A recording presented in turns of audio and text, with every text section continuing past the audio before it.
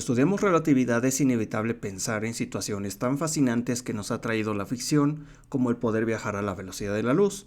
Pero ¿acaso esto es posible? La verdad es que no, y para profundizar en ello partamos de algo muy sencillo. Definimos inicialmente los postulados de la relatividad especial que plantean lo siguiente. El principio de relatividad de Galileo es válido para cualquier marco de referencia inercial. La luz en todos los marcos de referencia inerciales, en el vacío, se mueve con la misma rapidez. Y finalmente, el espacio es homogéneo, isotrópico y continuo. A partir de lo anterior deseamos obtener las transformaciones que permiten que un observador en un marco de referencia de reposo, S, entienda las mediciones de posición y tiempo obtenidas por otro observador en un marco de referencia S', que se mueve a velocidad constante con respecto a S. Dichas transformaciones reciben el nombre de transformaciones de Lorentz, las cuales tienen la siguiente forma. Pero, ¿de dónde vienen? No podemos dejar esto así, por lo que partiremos de algo simple. Supongamos que S y S', que son los marcos de referencia de los observadores, están en una configuración estándar. Ahora consideremos un reloj que se mueve libremente de manera uniforme en S a lo largo de una curva descrita por esta expresión, de manera que su derivada es una cantidad constante. El índice latino que tenemos aquí, que es esta letra I, indica las coordenadas en X, Y, Z. Más adelante usaremos índices griegos para incluir el tiempo. Ahora definimos el tiempo propio, el cual es el tiempo medido desde la perspectiva del propio reloj. Como el tiempo es homogéneo por la simetría del tiempo, entonces la derivada de t respecto al tiempo propio es una cantidad constante. Si derivamos nuevamente, obtenemos que el valor de la segunda derivada es igual a 0, la cual debe mantenerse en S' por estar asociada a la segunda ley de Newton. Si derivamos cada componente respecto al tiempo propio, usando un índice griego para incluir todas las componentes que van de 0 a 3 identificadas como tiempo y las componentes del espacio, obtenemos la siguiente ecuación donde está presente la regla de la cadena y el conjunto de derivadas parciales, porque estamos trabajando con todas las coordenadas. Aquí la segunda igualdad define la llamada convención de suma de Einstein, bajo la cual se hace implícita la suma sobre los índices repetidos. Derivamos nuevamente con respecto al tiempo propio y obtenemos el siguiente resultado, que implica que las transformaciones que surgen de los postulados de la relatividad especial son lineales. La letra B utilizada aquí representa una matriz de 4×4 que incluye las transformaciones de Lorentz. Describimos el eje temporal en S' mediante la siguiente expresión. Empleando la ecuación anteriormente definida y aplicando x1, obtenemos una condición que solo se cumple si cada componente es nula. Y así como llegamos a este resultado donde beta es el cociente de la velocidad del observador en movimiento entre la velocidad de la luz. Una propiedad importante de B es que solo depende de la velocidad relativa entre los marcos de referencia y no de la dirección. Si realizamos el cálculo desde la perspectiva de S', obtenemos una expresión similar, pero con un cambio de signo.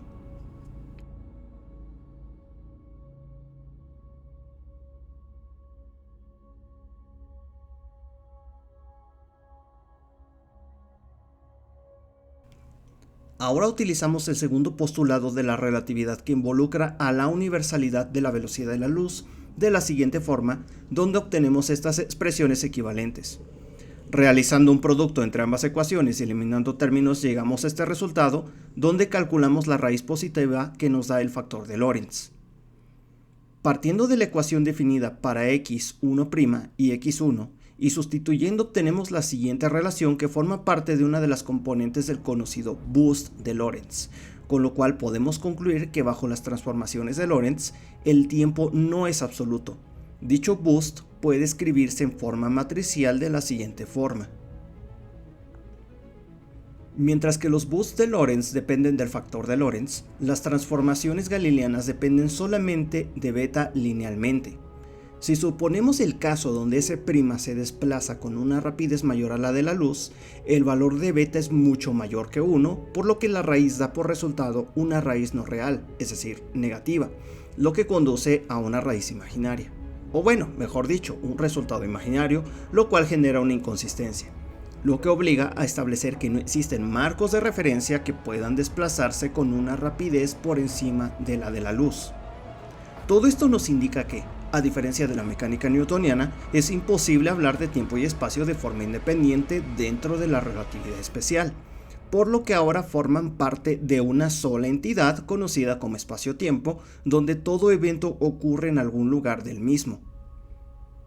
Si dos eventos ocurren en dos lugares diferentes simultáneamente o separados por un tiempo que exige que la información de lo que ocurrió en uno de los lugares sea transmitida al otro en un tiempo menor al que tardaría un haz de luz en viajar de un lugar a otro, los eventos están desconectados causalmente.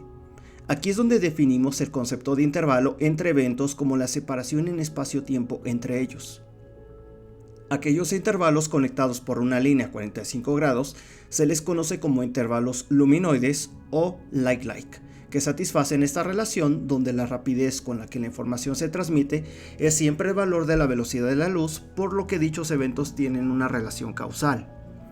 El segundo tipo de eventos son aquellos que se encuentran en el mismo punto en el espacio, pero separados temporalmente. A estos se les conoce como temporaloides o time-like, y satisfacen esta relación que indica que la velocidad de la información entre ambos eventos es nula y, por lo tanto, el evento del futuro es influenciado por el evento del pasado. Finalmente, los eventos separados por una línea horizontal son eventos que ocurren simultáneamente en diferentes lugares desde la perspectiva de un observador en reposo. En este caso, notamos en esta relación que la rapidez con la que se transmite la información entre ambos eventos es infinita, por lo que ambos no están conectados causalmente. A dichos intervalos se los conoce como espacialoides o space-like. El intervalo definido como la separación espacio-temporal entre distintos eventos es expresado de la siguiente forma, en donde el signo menos entre la componente temporal y las componentes espaciales tiene importantes consecuencias geométricas, como lo veremos más adelante. Si han estudiado relatividad, ya saben que me refiero a la métrica de Minkowski, pero eso vamos a verlo después. Esta ecuación se puede reescribir en términos de un intervalo cuyas mediciones son instantáneas, quedando de la siguiente manera. A forma de resumen, y de acuerdo a las definiciones de intervalos, podemos clasificarlos de la siguiente manera. Si la información de un evento debiera ser comunicada a un segundo evento en un intervalo, las partículas empleadas deberían viajar con una velocidad definida por esta ecuación, por lo que los intervalos se reescriben así. Como es imposible que un sistema físico alcance velocidades mayores a la de la luz, encontramos la conclusión previa de que no es posible que la información sea comunicada ni que exista relación causal entre los eventos que forman parte de un intervalo espacialoide. Pero eventos conectados por intervalos luminoides o temporaloides están vinculados causalmente. Ahora quizás se estén preguntando cómo influye esto con el tiempo y las distancias. Pues bien, vamos a comenzar con algo sencillo. Si aplicamos las transformaciones de Lorentz, obtenemos esta expresión que corresponde a la dilatación temporal, la cual implica que el tiempo de un marco de referencia en movimiento, medido por un observador en un marco de referencia en reposo, avanza más lento. Esto implica que ambos relojes, el del observador ns y el del observador ns', se atrasan. Un ejemplo de la dilatación temporal es el caso de los muones, partículas elementales que tienen la misma carga y el spin de un electrón, pero con una masa mayor. Consideremos el movimiento de un muón producido por el impacto de rayos cósmicos en la atmósfera terrestre. Generalmente estos se producen a 15 km con una rapidez aproximada de 0.9997 c, es decir, la velocidad de la luz. Como los muones no son estables, decaen en otras partículas en 2.2 microsegundos en reposo. Sin dilatación temporal, los muones solo viajarían 660 metros en la atmósfera, pero son detectados en la superficie debido a las velocidades relativistas que manejan. Si tomamos a beta igual a 0.9997, podemos notar que la vida del muón es de 89.8 microsegundos, con lo cual puede viajar hasta 27 kilómetros, lo que les permite ser detectados en la superficie de la Tierra. Para establecer la regla que permita relacionar las distancias en distintos marcos de referencia, consideremos una varilla de longitud L', medida por un observador en el marco de referencia propio de la varilla definido por S'. A esta longitud la definiremos como la longitud propia. Ahora suponemos que S' se mueve con respecto a un marco de referencia en reposo total S con rapidez codificada en beta mayor a 0. Si definimos la medición de los extremos de la varilla en S', los eventos correspondientes son estos.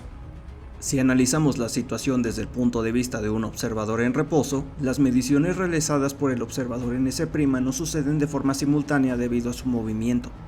Si aplicamos el boost de Lorentz, obtenemos estas expresiones. De esta forma encontramos que la longitud de la varilla en movimiento desde la perspectiva del marco de referencia en reposo está dada por la siguiente ecuación que corresponde a la contracción de Lorentz. Una forma más sencilla de analizar la estructura del espacio-tiempo es con los conos de luz, donde en la parte inferior tenemos el cono del pasado y en la parte superior el cono del futuro. Todo evento que ocurre en ambas regiones y que esté relacionado con el evento E está unido con una línea de mundo.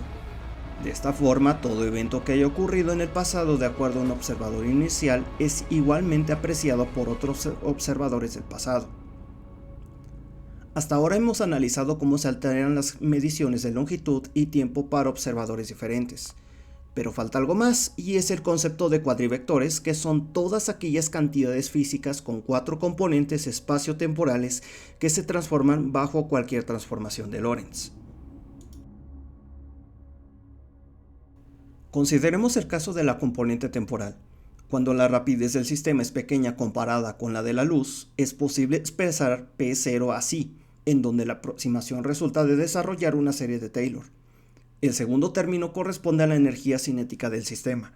Si tomamos que la velocidad de dicho sistema es igual a 0, nos quedaremos con el primer término que corresponde a la masa inercial del sistema en su propio marco de referencia.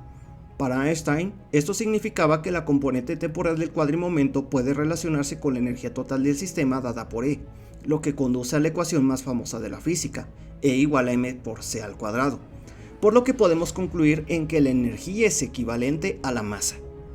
Finalmente, si escribimos el término oculto en el factor de Lorentz, podemos ver que si consideramos un sistema con masa cuya velocidad sea igual a la de la luz, nos queda una división entre 0.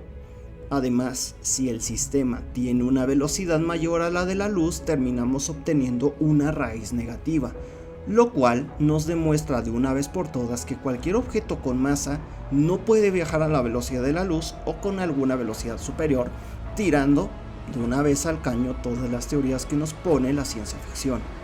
Con todo esto, ahora sí podemos entrar a definir algunos problemas prácticos como el efecto Doppler, pero eso será tema para un siguiente video.